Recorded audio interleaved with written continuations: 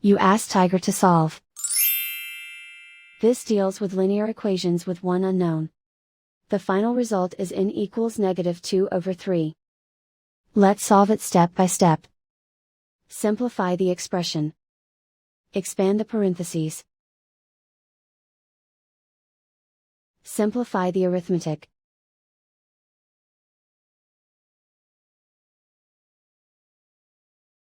Group all x terms on the left side of the equation.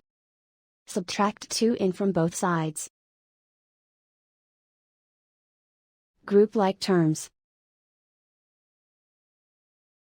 Simplify the arithmetic.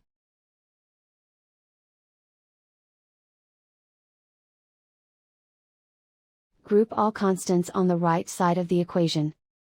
Subtract 2 from both sides. Simplify the arithmetic.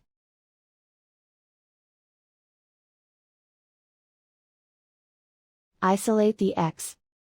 Divide both sides by 3. Simplify the fraction. And so the final result is n equals -2/3.